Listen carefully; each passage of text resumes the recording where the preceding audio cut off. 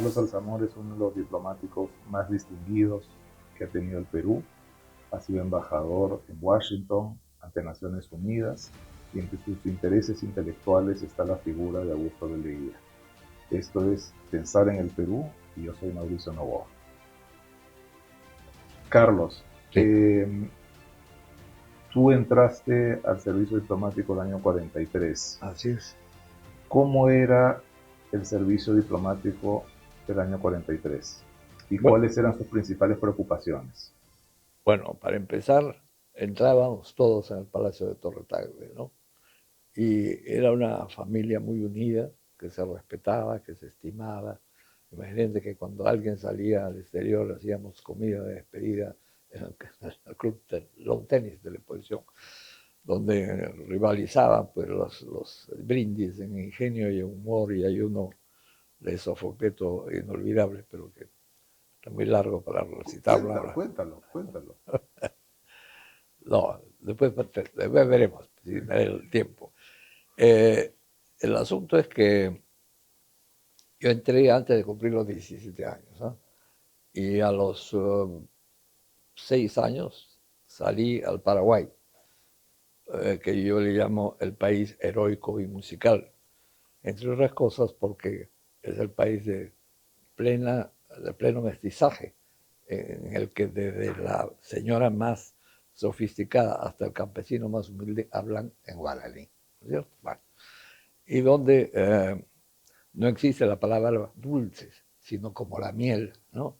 Y a la ametralladora le llaman piripipí y al cañón poropopó. Bueno, total, eh, los malvados dicen que uno llega al Paraguay llorando y sale llorando, pero la verdad es que yo solo puedo dar cuenta de lo último, ¿no? Porque es un país que amé y yo creo que todos los diplomáticos que hemos pasado por ahí lo hemos amado.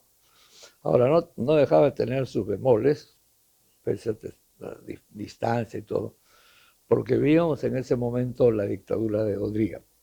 Y Odría, como sabes, había exigido visas a los peruanos para entrar a su propio país.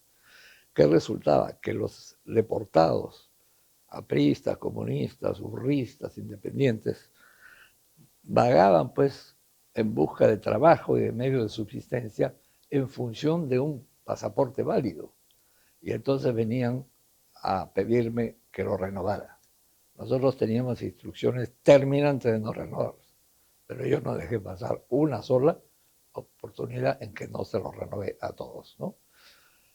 Con lo cual quedé pues muy satisfecho en mi conciencia y en mi patriotismo y en el humanismo, bien entendido.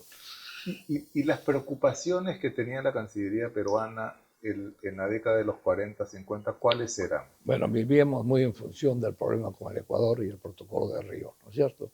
Y yo fui a dar justamente a la Dirección de Fronteras y Límites, donde me volví un disidente porque el Perú cometió el grave error de hacer cuestión de Estado de un incidente pequeñísimo que fue la quebrada del Lagarto Cocha, ¿no?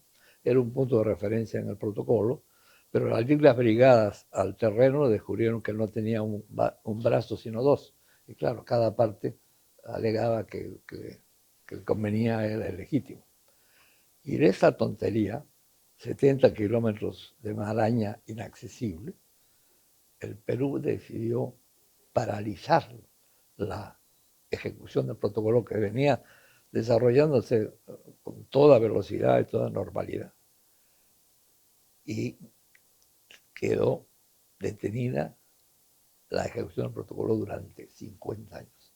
En esos 50 años el país se entró en una carrera armamentista que lo arruinó, el pueblo se empobreció y, y al final tuvimos que hacer lo que debíamos haber hecho en ese momento. Pero en fin.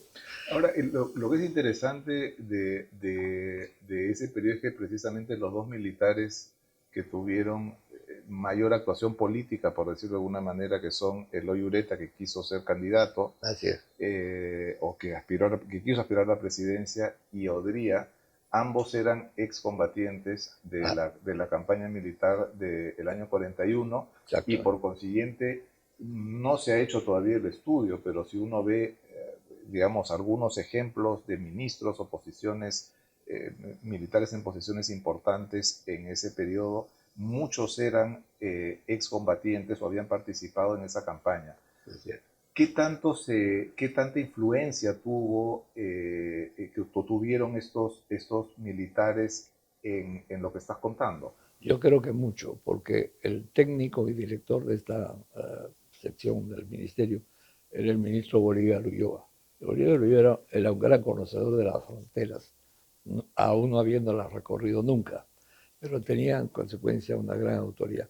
Yo no sé si los militares lo instaron a tomar esa decisión fatal o partió de él, no sé, pero evidentemente Bolívar y estos militares de mando medio trabajaban muy juntos en este problema.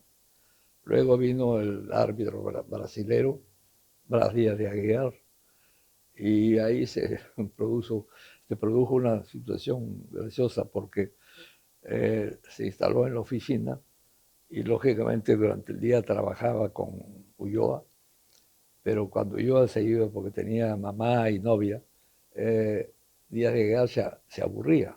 Entonces me invitaba al cine, de preferencia el Excelsior, que era su favorito. Yo lo aceptaba siempre que me llevaba, siempre que me aceptara llevarlo a comer cachorros quenches, los hot dogs que acaban de salir, que a él le encantaban. Y entonces esto que se repetía varias veces a la semana fue creando pues una amistad absolutamente insólita entre quien iba a ser un personaje histórico y un muchacho que no llevaba ni a los 19 años.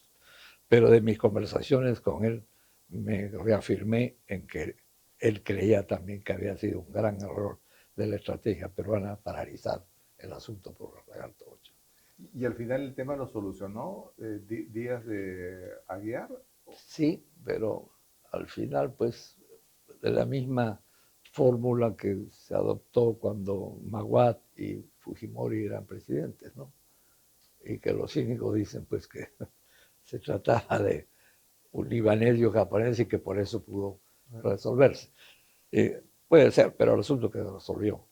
Y, y bueno, pero habíamos perdido 50 Porque años. hay una sensación, y es algo sobre lo cual se conoce poco, que son las consecuencias en la esfera pública peruana del conflicto del año 41, y aparentemente es algo, digamos, que pasa un poco desapercibido, pero lo que me estás contando tú es muy interesante, que crees tú que hay un resurgimiento del armamentismo peruano como producto de esta campaña que ganamos.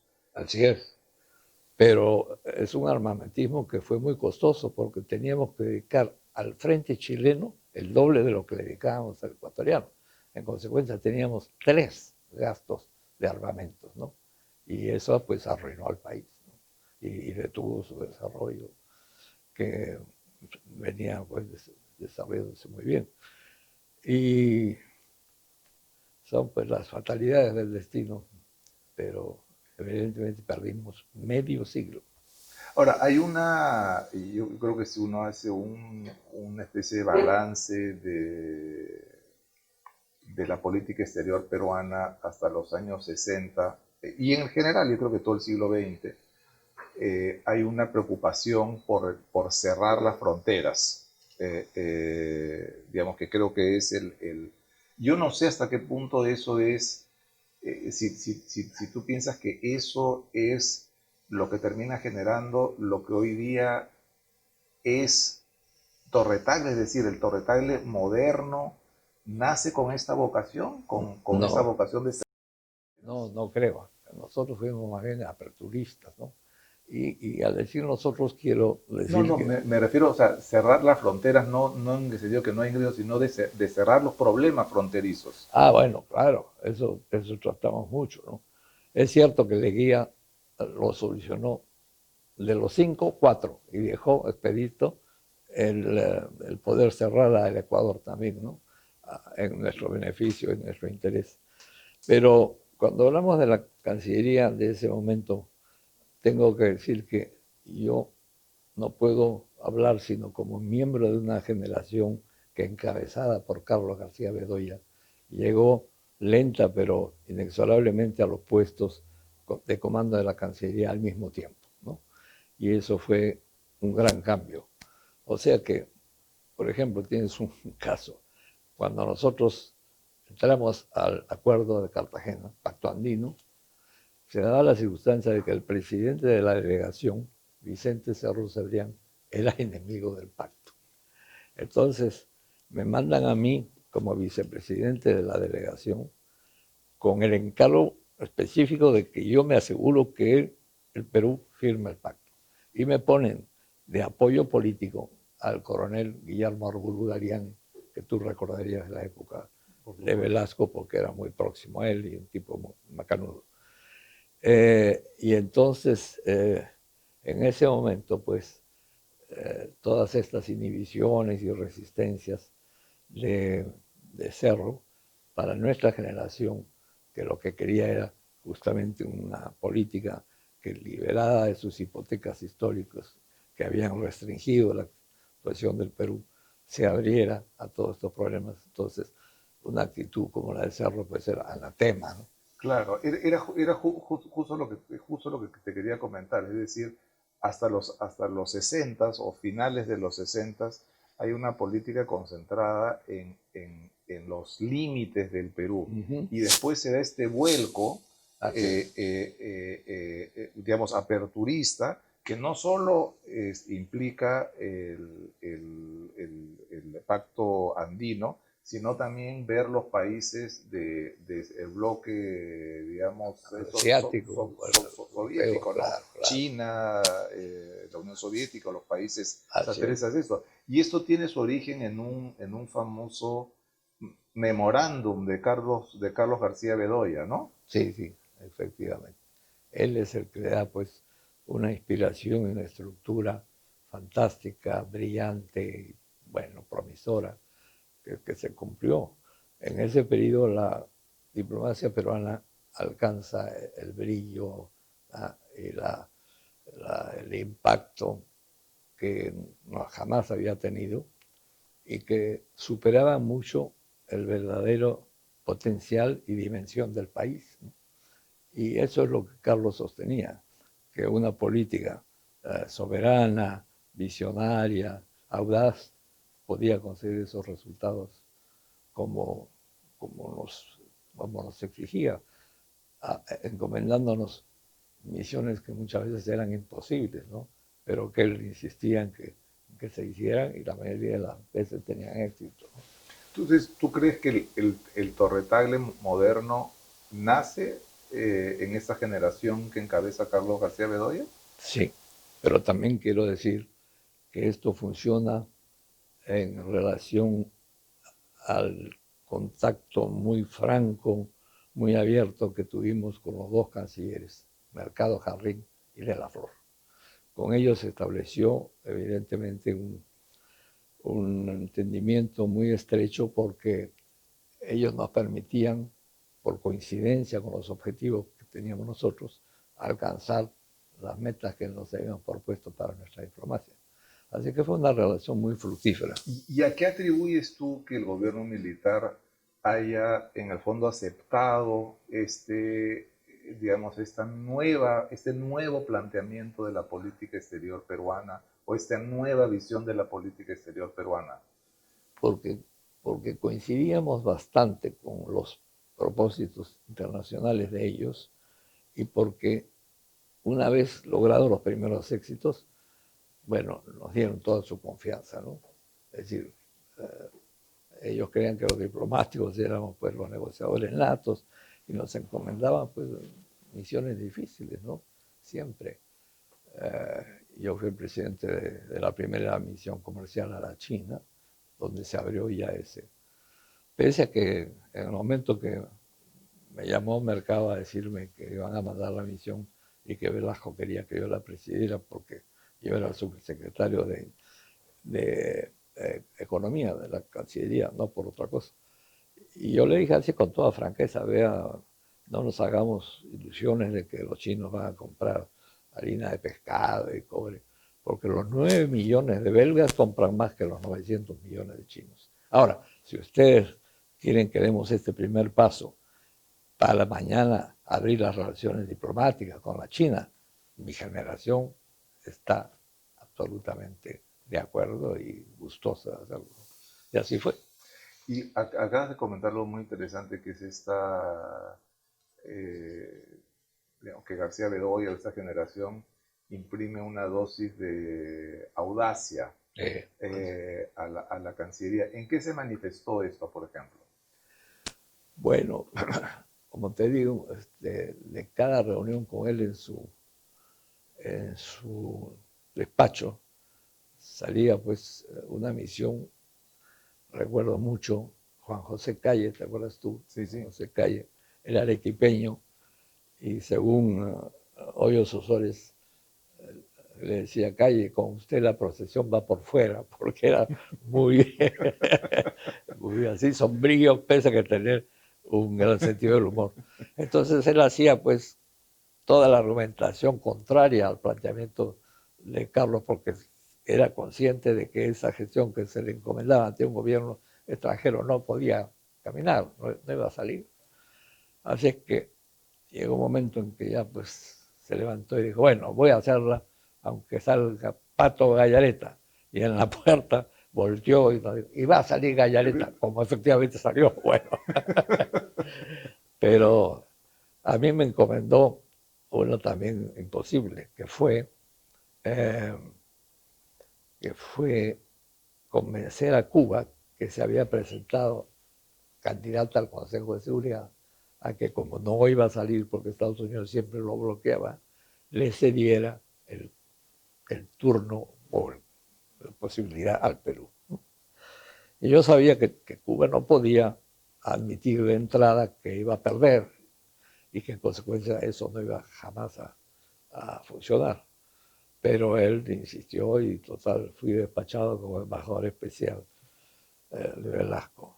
Y ahí me pasé por uno de los momentos más difíciles de mi carrera. Imagínate que el canciller cubano de la época era un tipo que se expresaba con una finura y una delicadeza que nunca dejaba incómodo a su interlocutor, así le rechazara sus planteamientos. Y entonces, efectivamente, bueno, pedimos la audiencia, no tenía cuándo producirse, en la mañana, en la tarde, hasta que nos dijo la Cancillería que, en vista de haber enviado un embajador en mención especial, el canciller no me iba a recibir en la Cancillería, sino él iba a ir a la embajada para conversar conmigo. Entonces lo recibimos con Edgardo de Javis, que era el embajador, en la casa que iban a invadir 10.000 disidentes a poco tiempo.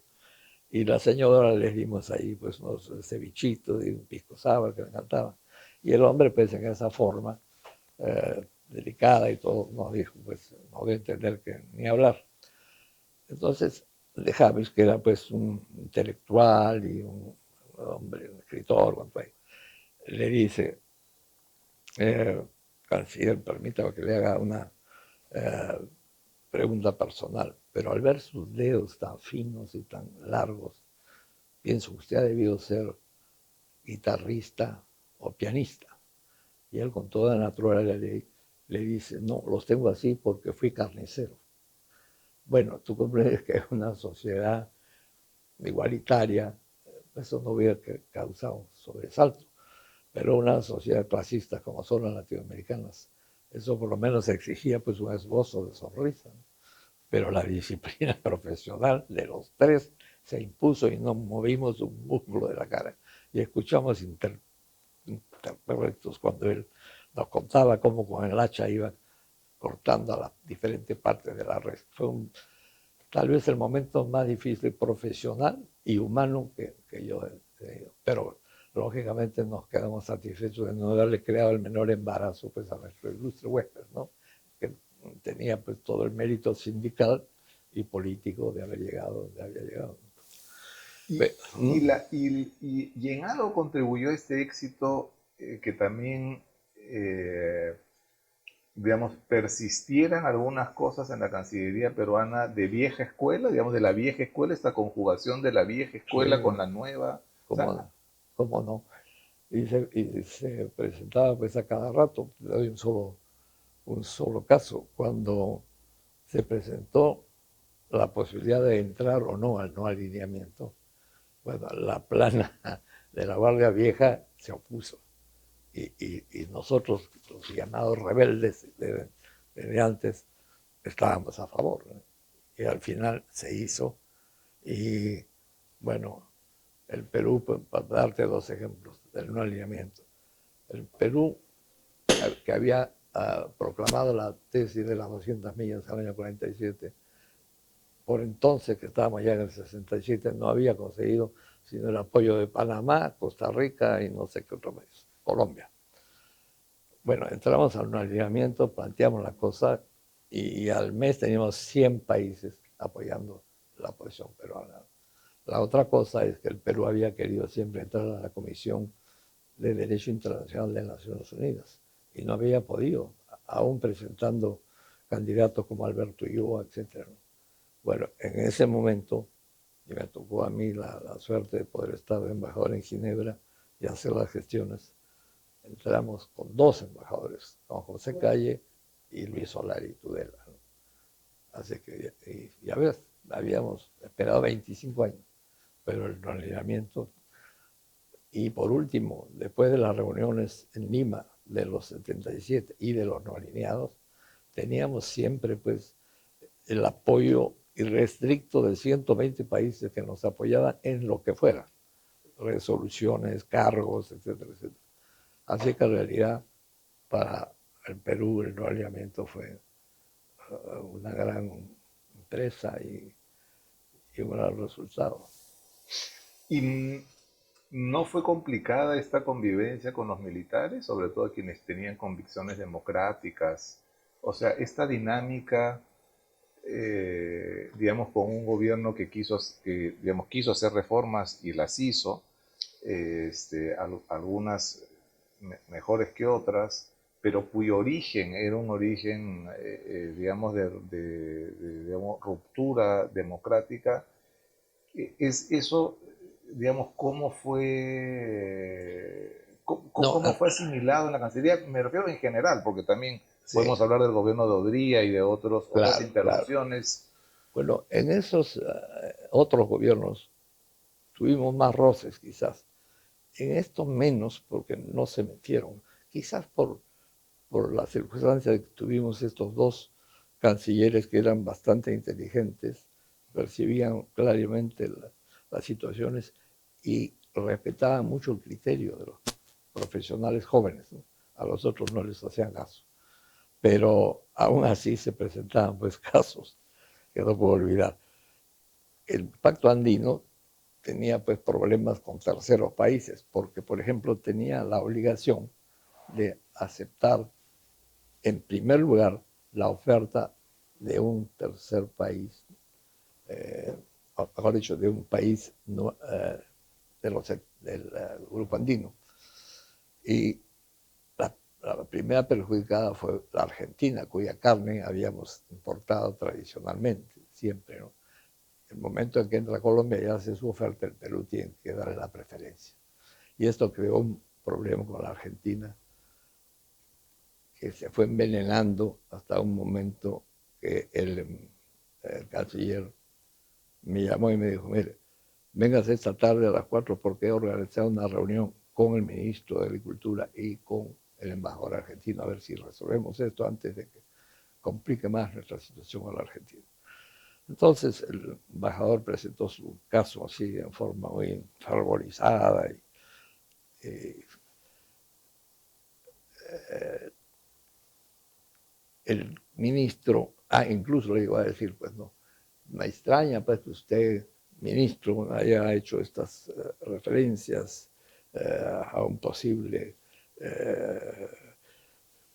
manejo irregular de nuestro punto de vista, porque incluso nos hemos esmerado en enviar un negociador avesado. Y el ministro le dice, usted mismo está diciendo avesado a delincuente. Pues ya te puedes imaginar la que se armó, ¿no? Porque él no había visto la palabra avesada si no venía con delincuente. Y de este tipo pequeños casos anecdóticos, no pasó, ¿no? Nos llevamos bien con los militares nos respetaron, la verdad que no se metieron para nada en la cuestión. Y al ver los éxitos que iba consiguiendo esta nueva generación joven de diplomáticos, pues se allanó a darnos el apoyo, ¿no? Y en retrospectiva, Carlos, ¿cuál ha sido el impacto en la Cancillería, crees tú, de esta generación? Bueno, yo creo que efectivamente modernizó y puso al día, ¿no?, nuestras posiciones con las que exigía la situación mundial. ¿Y en eso te refieres a la apertura hacia el bloque comunista, Claro, hacia China. el tema de la integración como mecanismo de solucionar conflictos? Exactamente, exactamente. Eh, pero, déjame ver una cosa que te quería decir. Pero al mismo tiempo, esta posición se ha ido un poco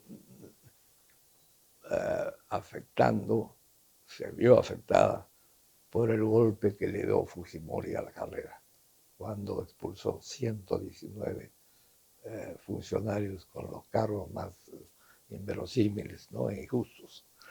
Entonces, eso evidentemente sacudió mucho la estructura, el funcionamiento y la moral del servicio, ¿no?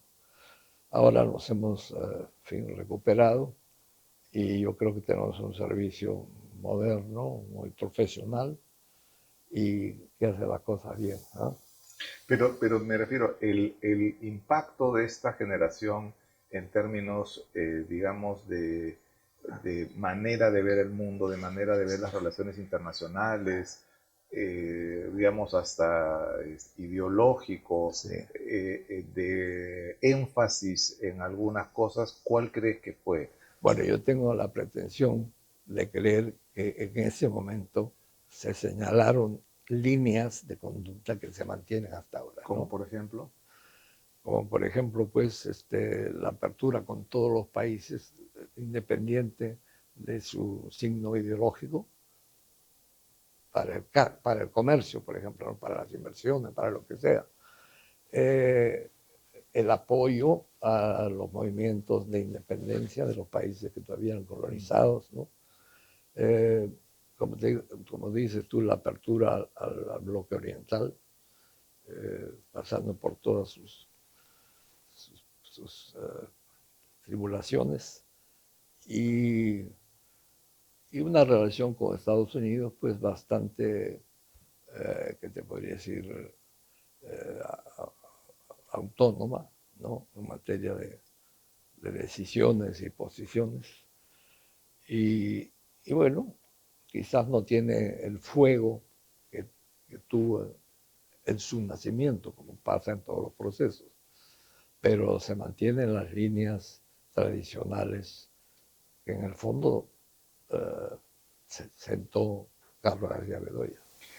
Y en el caso que acabas de mencionar de Estados Unidos, ¿las relaciones eran muy distintas con Estados Unidos antes de esto? Bueno, pasamos pues por la crisis, que incluso me tocan porque yo estoy de ministro en Washington cuando viene el golpe de Velasco. El embajador, que era Celso Pastor, renuncia y me quedo yo a cargo de la embajada. Y tiene que venir el tema del reconocimiento, pero en el intervalo, pues, el Perú desconoce el arreglo con la International Petroleum, ocupa las instalaciones con tropas en Talara, y ahí se crea pues una tensión mucho más seria. Ya se habla de las enmiendas Hickenlooper, del corte de la cuota de azúcar, Claro. y son una serie de crisis pequeñas que tenemos que ir pasando hasta que finalmente pues se calman las aguas, se consigue el reconocimiento, no se aplican las enmiendas, no se aplica el corte del azúcar y se vuelve a una relación más o menos normal y respetuosa, ¿no?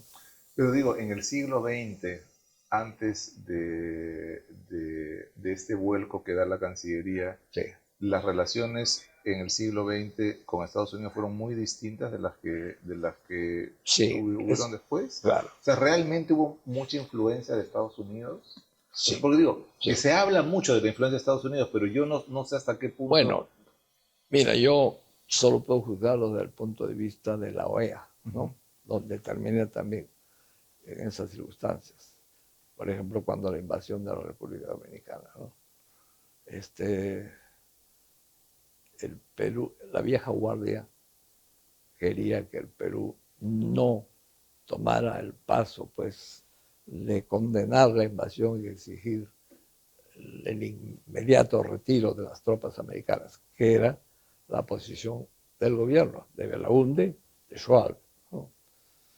Pero entonces hubo que forcejear al punto que no se llegó a sostener esa posición en el Consejo y yo me las tuve que arreglar para que en el acta apareciera categórica la condena del Perú y el retiro de las fuerzas americanas. Pero la OEA pues era algo que a los jóvenes diplomáticos nos producía un rechazo porque estaba dedicada básicamente a legitimar las intervenciones americanas. Pero ya había pues una nueva posición con el gobierno de Acción Popular, que quería una posición más autónoma, más nacionalista, que se llegó a adoptar felizmente. Y hoy hemos sobrepasado eso y si bien la OEA no es el órgano ideal, y tú sabes que toda mi lucha ha sido porque América Latina constituya su órgano político propio, como tienen las otras regiones, ¿no? Que en la Unión Africana pues no está Francia, ni en la Liga Árabe está Inglaterra, y nosotros no podemos tener una propia sin que esté Estados Unidos, Canadá y demás, ¿no? ¿Y por qué América Latina ha sido incapaz de esto? ¿A qué se lo atribuyes? Por apocamiento, porque los gobiernos pues no han sido lo suficientemente categóricos para inspirar en sus pueblos o reconocer de sus pueblos el instinto, la vocación de unidad y de acción independiente, autónoma. Eh, no, no dejo de pensar que va a llegar el momento, ¿no? Pero la verdad es que mi experiencia de estos, que digo yo, casi 50 años o más, es que es difícil. Pero a qué se... Porque claro, de todas estas uniones, la única que es, digamos, culturalmente homogénea, eh, digamos, hablo en el caso brasilero, que somos primos hermanos, Sí. es la latinoamericana. Y sin embargo no hemos sido capaces Así es. o sea, que no hay barreras del idioma o No, barreras pues, culturales profundas, ¿no? en cambio, somos expertos en ir anulando o cancelando las que se forman. ¿Y por qué somos expertos en eso? ¿Es que vivimos todavía en una política basada en esta cosa nacionalista del siglo XIX? ¿A qué se lo No, atribuyes? es tanto la incapacidad de trabajar con gobiernos que tienen diferentes velocidades de su política social, ¿no? Si tú ves, por ejemplo, el caso de Venezuela, y que ya pues entraba en otro curso, pero al principio era un país que quería pues hacer una revolución social, bueno, y bueno, en los demás continentes la diferencia ideológica no impide que se unan para defender intereses comunes, ¿no? Y encontrar en la unidad y la unión la fuerza para poder plantear sus problemas. Nosotros no hemos podido, no hemos podido. Y si bien estamos, pues, por ejemplo, en creo que se llama la CECLA, no, la CECLA no, la, la que hay ahora, Comisión Latinoamérica y el Caribe, CELAC. CELAC. Bueno, estamos en la CELAC, hay que reconocer pues, que la gente va a la CELAC tapándose las narices, ¿no? Y entonces así no se pueden hacer las cosas. Pero faltó pues esa, ¿no? En otros países la, la vocación de unidad, la conciencia de nuestra identidad propia, etcétera, se imponen sobre diferencias de lo que yo llamo diferentes velocidades de la política social de un país, ¿no? Y eso explica, perdón. Y han faltado los líderes, que si bien han existido, desgraciadamente no han sido simultáneos. O sea, hemos tenido a Perón, hemos tenido a Allá de la Torre, hemos tenido a Getúlio Vargas, ¿no? Pero siempre actuando solos o con personajillos provinciales que no captaban, no tenían la autoridad para tomar las decisiones que requería el problema integracionista. Y la verdad es que pues no hay integración en América Latina, ¿no? Seamos felices. ¿Sí? Hoy el modelo es la Alianza del Pacífico, que tiene el gran mérito de haber recogido a México, ¿no? Y reincorporándolo a la fuerza en el plano latinoamericano, claro, cuando ya se estaba yendo forever. Bueno, entonces eso puede servir de base. Lógicamente vienen los problemas de Chile, que estamos viendo, incluso los colombianos, y nosotros somos hasta ahora pues una isla de estabilidad y paz, ¿no? Pero entonces lo que ha funcionado son estas alianzas más bien comerciales antes que políticas. Es verdad, es verdad, es verdad. De las políticas las veo todavía lejanas. Y el caso, digamos, de la comunidad andina es otra vez algo que empezó con mucho fuego. Exactamente. Yo tengo un artículo que se llama Pacto Andino, la ilusión abandonada. Ya ha sido así, ¿no? Bueno, la verdad es que el Perú, que fue gran culpable del fracaso del Pacto Andino por introducir la política de la programación industrial, ¿no? Que siempre fue un disparate. ¿Y cuándo se introduce esto? ¿Cuando empezó? ¿En los 70s? Sí, en 68. Ya esta, ¿no?, cosa de Previch. No, no tanto. El Perú lo que exige como condición para entrar es que adopte el pacto, la política de programación industrial. ¿Qué quería decir en 4 palabras? Que el auto andino, el motor se hiciera en Chile, la carrocería en el Perú. Y eso nunca anduvo el auto andino, pero arruinó todos los demás programas, ¿no? Porque era pues un incordio, un obstáculo para todos, ¿no? No fue la única cosa que arruinó el pacto. Es decir, en los gobiernos neoliberales como el que tuvimos hace poco rato, no se atrevieron a salir del pacto, pero hicieron lo posible por sabotearlo y destruirlo, ¿no? ¿Quiénes han sido los grandes cancilleres peruanos del siglo XX? Bueno, Raúl Porras, ¿no?, en primer lugar. ¿Por qué?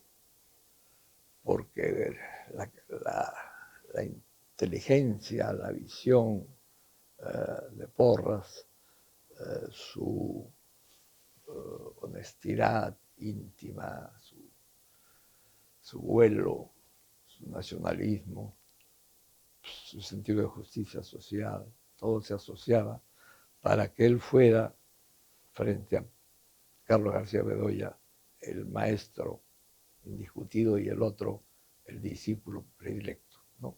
Nunca han habido 2 cancilleres que tengan tanta similitud, al punto que, fíjate, si los analistas ya de otro punto de vista, siendo las grandes figuras de la diplomacia peruana, los 2 tuvieron solo una embajada, y una embajada que duró, en el caso de Porras, 1 año, y en el caso de García Bedoya no llegó a 2. Fíjate. Y uno final, ¿no?, que Porras murió a los 63 años y Carlos García Bedoya a los 56. Que como dice Basadre, no llegaron al invierno de la vida, sino al otoño, que pone de oro las hojas antes de dejarlas caer. Qué bonito. Muy bonito, ¿no? Y se aplica perfectamente a ellos. ¿Y en qué más se parecían? Se parecían pues en un vigoroso nacionalismo, en un sentido de justicia social muy afincado, pero que no llegó a... Porras fue senador y presidente del Senado para cumplir el periodo de su primo hermano José Gálvez Barrenechea. Pero cuando muere Gálvez y él aspira a ser titular de la presidencia del Senado, el movimiento democrático peruano elige a su líder, Enrique Torres Belón, y él queda pues dolido y marginado. Y Carlos García Bedoya intenta ser senador, y ahí también le hacen juegos. Intenta ser senador el año 80. Sí, sí. ¿Con qué partido se presenta? Bueno, no se llega a presentar. No se llega a presentar. No se llega a presentar. Yo creo que el APRA le ofrece cosas que después no cumple, ¿no? Y eso lo lleva a una muerte de amargura, de frustraciones, que también tuvo Porras, ¿no? Así que fueron casos dramáticos. Ahora, sin embargo, uno estuvo dedicado a la historia y más bien... Sí, pues, pero caramba, qué dedicación. Porque la historia no era el ámbito de investigación de García Bedoya, era más bien el derecho internacional. Así es, así es. Mientras que el otro, efectivamente, bueno, se hundió en la historia, todas sus manifestaciones relacionadas con el Perú, e hizo cosas maravillosas. Su misma conversación era notable, ¿no? Yo, desgraciadamente, estaba en la Católica y no pude asistir a sus clases, en las cuales los alumnos, sobrepasada la capacidad del salón, se apiñaban en las ventanas como racimos humanos y le pedían que siguiera la clase cuando ya había terminado, ¿no? Fíjate. Y después tenía sus famosas tertulias en el Parque Central de Miraflores o en la pizzería, que yo también me perdí. Yo estaba de alcalde de Miraflores en ese momento, y bueno, pero me veía con él en las ocasiones oficiales y disfrutaba mucho de su conversación. Ambos, supongo, García Bedoya y Porras, eran a la vez grandes conversadores. ¿Grandes qué? Grandes conversadores. Sí, eran grandes conversadores, los dos, pero sobre todo Porras, ¿no? Carlos era más de acción. Ok. No, o sea, no era hombre de tertulia, Carlos García Bedoya. No tanto. En todo caso, siempre enfocada a su tarea. A su tarea. Sí. Era un hombre más ejecutivo, digamos. Así es.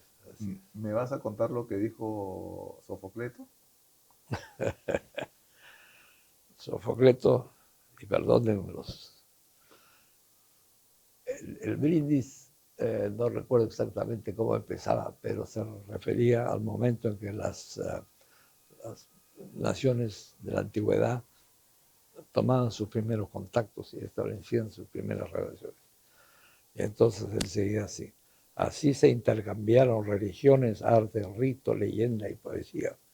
Y hay quien afirma que también había la costumbre de enviar como presentes mujeres sin igual y tan ardientes que solo al verlas la cabeza hervía.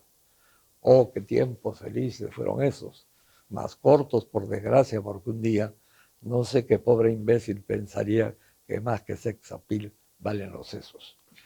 Hombres barbados y de enjutos huesos y todos famosísimos doctores dedicaron su afán a las labores de estructurar la nueva diplomacia.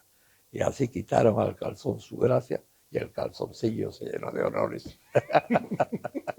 Era genial Sofocleto, ¿no? Genial Sofocleto. Era nuestro colega, pues, en ese momento. Claro. Y bueno, pues, ¿qué más podemos decirle? Están volviendo a aparecer estos días sus libros. Sí, bueno, yo creo que junto con estas entrevistas que le hace Macera a Basadre, sí. El libro Los Cojudos es un libro que te permite entender el Perú. O sea, es uno de los grandes. Es verdad. Es uno de los grandes. O sea, eso es parte de la historia de las mentalidades. Que no he leído, entre paréntesis, voy a buscarlo, ahora que están reflotando todas estas cosas, ¿no? Allí es pues la historia de... ¿Tú crees que parte de esta política digamos, apertura del Perú que me has descrito tiene uno de sus momentos culminantes en la elección de Pérez de Cuéllar como secretario general Sí, de Naciones Unidas? sí, sin duda. Es cierto que fue una elección bien reñida, ¿no? Y creo que hubo hasta 13 votaciones. Pero una vez que llegó y que se consagró, bueno, tuvo el mérito excepcional de que al terminar su segundo periodo, los 5 grandes le ofrecieran un tercero, sin precedentes en la historia de la Organización Mundial, ni antes, ni ahora, ni nunca, ¿no? Y yo le pregunté, oye, ¿y vas a aceptar? No, me dijo, porque como dicen los franceses, il faut partir en beauté. Hay que irse cuando las cosas están bien. Porque esa era su manera, ¿no? De, tenía pues un sentido del humor, a veces negro, ¿no? ¿Ah, sí? Sí, yo me acuerdo que cuando cumplió los 90, hubo un gran homenaje en el Puericultorio Pérez Araníbar, que ya era la sede de Naciones Unidas. Claro. Y yo hice un discurso que en realidad fue el mejor discurso de mi vida, que me salió del corazón. Y, y lo hice así, en media hora, no sé cómo. Bueno, y fue muy bien acogido. Entonces, entre la muchedumbre, bueno, me encuentro con él. Él me dice así un poco que había acontecido. Oye, todo el mundo me habla de tu discurso y nadie me habla del mío. Ese era el humor negro de Javier, ¿no? Y el otro impacto, creo, Carlos, no sé, quería comentarte, es también este vuelco que da la Cancillería hacia los temas comerciales, ¿no? Sí. Mi padre siempre decía cuando inició esta aventura de exportar tecnología, Así es. que su principal aliado fue la Cancillería. Sí, es verdad, Y es él, verdad. y él digamos, no concebía, o sea, no hubiera podido concebir esto sin la ayuda de la Cancillería. Y justamente el otro día conversábamos que hay esta memorable foto en la embajada en las Naciones Unidas donde está Pérez de Cuéllar, estás tú y está él y la computadora, ¿no? Ah, exactamente, exactamente. No, yo creo que sí. En eso se puso las pilas la Cancillería. Desempeña muy bien su labor de apoyo comercial. Hacemos grandes avances en eso, en contacto, lógicamente, con el Ministerio de Comercio Exterior, pero ha funcionado muy bien. Y lo de tu padre es algo que nos llenó de orgullo, porque que el Perú exportara pues, computadoras era algo pues, jamás oído ni visto. Y, y además tenía pues la simpatía que nos inspiraba también a darle toda la cooperación y el apoyo a Osvaldo de Rivero, entre otros, ¿no? Y, y así ha seguido, es otra de sus características actuales, ¿no? La tecnificación en diversas ramas pues, que se encuentran enfrentadas. Carlos Leguía. Guía, bueno, Normalmente el otro día, antes de venir, escuchaba este comentario que hizo Luis Alberto Sánchez y decía que normalmente los países a los 25 años o 25 años de pasados los acontecimientos, las aguas se calman y vuelve a existir una especie de equilibrio mental e idealmente una racionalización de las cosas. Eh, Estamos a poco del bicentenario, así se han pasado 100 años así es. quizás que fue uno de los momentos más importantes del gobierno de Leguía y todavía es una figura en la cual no podemos en torno a la cual no podemos reconciliarnos los peruanos. ¿Por qué crees que es esto? Bueno, básicamente porque durante 80 años se le colocó una pesada losa de olvido, ¿no? Eh, y no solo lo denigraron, sino lo borraron de la historia, ¿no? Lo condenaron al olvido, una muerte civil total y absoluta. Si algún mérito tiene mi libro, es ser la primera voz que se levanta, no solo para defenderlo, sino para restablecer la verdad, porque todo lo que está ahí es comprobable. Y entonces se hizo muy, muy fuerte, pues, en el país la versión que le dieron los dueños del poder, político, mediático, económico, etc. No obstante, la historia equilibró sus fichas, porque si bien Leguía murió martirizado física y moralmente en una celda pestilente de la penitenciaría, de la cual salió ya para morirse nomás, sus dos grandes enemigos, Antonio Emilio Quesada y Luis Miguel Sánchez Cerro, fueron asesinados a balazos. Así es que eso tampoco se puede ignorar en este proceso. Pero fueron pues muchos años de olvido y si no, de condena y de denigración por una serie de calumnias que nunca fueron probadas, ¿no? ¿Y por qué crees que hay eso? ¿Por qué se quiere borrar su memoria? Porque hay esta, digamos, damnatio memoriae que hablaban los romanos. Bueno, sí, claro. Ya no creo que en este momento haya gente dedicada a borrar su memoria, no creo. Es una actitud más bien de indiferencia y quizás vamos remontando, ¿no? Y llegará un momento en que se pueda hacer un juicio. Porque en este momento ya los peruanos pueden hacer un juicio por sí solos, sin tutelas, ¿no? Sin vetos, sin condenas que les pueden costar caro ni cosas por decirlo. Pero, por ejemplo, pues que se le ocurrió, sus grandes acusaciones que él después acoge en un escrito que se llama Yo, tirano, yo, ladrón, ¿no? Bueno, este hombre, pues, que entró con una gran fortuna y salió sin un centavo, ¿no? Claro, sí, que lo dice el propio Tribunal de La Sanción, sanción, ¿no? claro, ¿no? Tenía deudas y deudas nada más, porque se había dedicado, pues, a la acción del gobierno en tal forma que descuidó sus negocios particulares totalmente. Y estaba en otra cosa, efectivamente.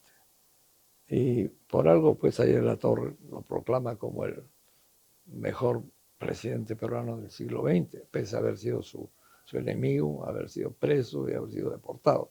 No obstante, en el año 78 lo proclama el mejor.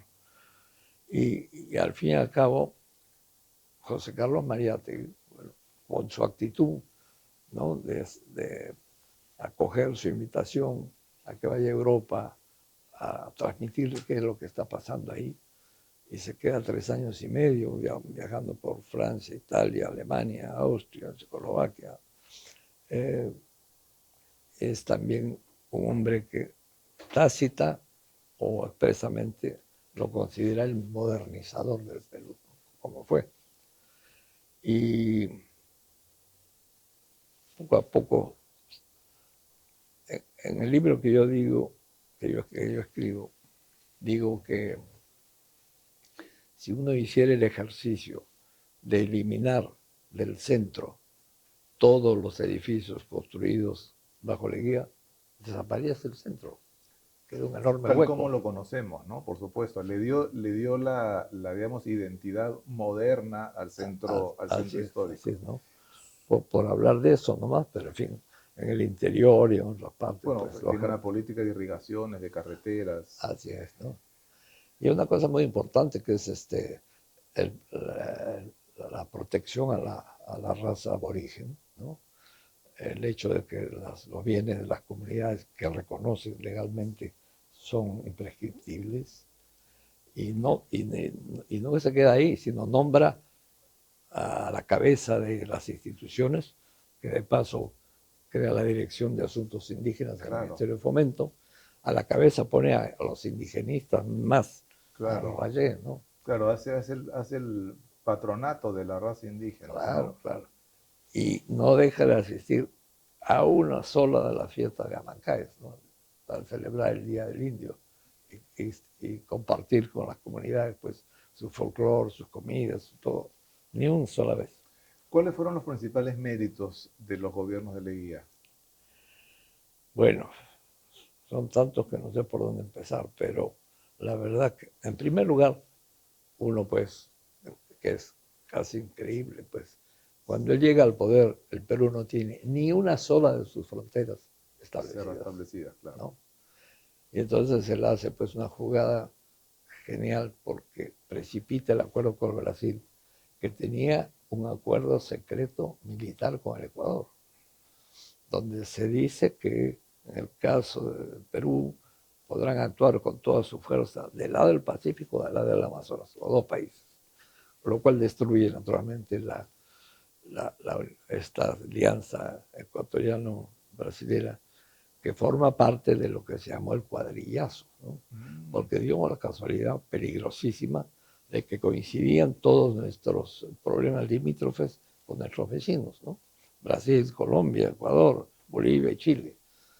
Y Chile los explotaba en el antiperuanismo, ¿no? Bueno, entonces, una vez logrado lo de Brasil, precipita el de Bolivia en el momento que se iba el presidente Montes, que había estado tratando con Chile de ver si le daban Arica en lugar del litoral perdido, que no prosperó y con el restablecimiento de relaciones con el Perú, pues ahí quedó muerto. Y ya con Colombia fue más fácil y más difícil, pero se hizo. Y bueno, cierra las fronteras, digamos. Sí, pues cierra las fronteras. ¿Cómo se puede gobernar un país que no sabe dónde termina y dónde empieza, etcétera? Esa es una.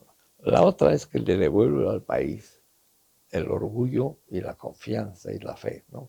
Que en realidad había perdido desde la derrota con Chile. Y al mismo tiempo se convierte no solo en el constructor del Perú, sino el constructor y ¿qué te puedo decir? De Lima, ¿no? Lima era una ciudad, pues, una aldea somnolienta y pueblerina que no tenía ni agua ni desagüe, ni alcantarillado, ni alumbrado, todo eran faroles. Las aguas hervidas corrían por sus calles polvorientas en el centro. Las deyecciones de los peruanos eran recogidas en barriles que un empresario trasladaba en carretas. Es decir, los peruanos tienen que hacer pozos artesianos para sacar agua. Bueno, eso se convierte en una de las más bellas capitales de América Latina, ¿no? Que le llaman la perla del Pacífico. Y no solo queda ahí la cosa, las ciudades del interior pues progresan comparativamente. Claro, el estilo digamos, neocolonial, en el fondo es el que le ha dado la identidad a su ciudad. O sea, la Plaza de Armas ya no es una plaza virreinal, ¿no? En el fondo es esta arquitectura es evocativa, pero que curiosamente es la que el peruano de hoy entiende como su identidad, ¿no? Así es. Ahora, que fuera dictador, autoritario, no sé qué, él se definía como un padre severo, ¿no? Y además hay que tener en cuenta una cosa muy importante, y es que durante su gobierno se funda el Partido Socialista, que en realidad era el Partido Comunista. Circula la revista Mauta de Mariátegui, se funda la CGTP, de trabajadores, se fundan las universidades populares González Prada. Y entonces, bueno, pues difícil que esto ocurra en un país de un dictador fascista y anti laboral. Bueno, ¿Y los defectos? los defectos, yo diría que tal vez un exceso de... Bueno, la tercera reelección, que nunca ha resultado en el Perú, Claro, empieza con él muy mal, ¿no? Porque ya había llegado el momento en que cuando él nace y su abuelo, su padre, lo bautiza como Augusto Bernardino Leguía, y él de ahí en adelante se firma Augusto B. Leguía. El ingenio popular dice que la B quiere decir Augusto basta. Bueno, porque ya muchas reelecciones, ¿no? Y el país se cansó de ver las mismas caras, ¿no? Y eso que el hombre gobernaba con la clase media y provinciana, ¿no? Se olvidó de la casta limeña que hablaba francés y demás, de la época de Pardo y otros. Y entonces, en ese sentido, sí fue un populista auténtico, ¿no? Sincero y orgulloso de compartir el poder con esta gente, que al fin y al cabo él era también un provinciano, ¿no? Había nacido en Lambayeque. claro, claro, sí. Ahora, los padres advirtieron en él pues una inteligencia superior y lo mandan a este colegio en Valparaíso, de donde regresa con conocimiento perfecto del inglés y de la carrera comercial. Y entonces entra a esta casa Prevost, Claro, que al poco tiempo lo ponen en planilla con un sueldo de 50 soles, que para un muchacho de su época era una una fortuna, fortuna, claro. pero a los 16 años se va a pelear pues a la Así, guerra, a la ¿no? guerra, claro. Con un uniforme recién teñido de azul, un fusil desconocido y un puñado de cartuchos. Y sin embargo logran 2 veces rechazar el asalto chileno hasta que ya la, la fuerza se impone. Los barcos chilenos que están fondeados ahí cañonean hacia las posiciones peruanas y entonces él con todas sus gentes pues se retira. Se da una vuelta por Magdalena porque ya las fuerzas chilenas han copado el camino a Lima y se queda dormido en la plaza de armas porque no tiene dónde ir, amargo por la derrota y en fin, Pero, es pues un... pero estos enconos que hay en el Perú, Sí. por ejemplo, de Sevilla, es algo, digamos, que ha existido siempre. O sea, ¿por qué el peruano parecería que está condenado al encono? ¿Qué sería, no? Yo no sé.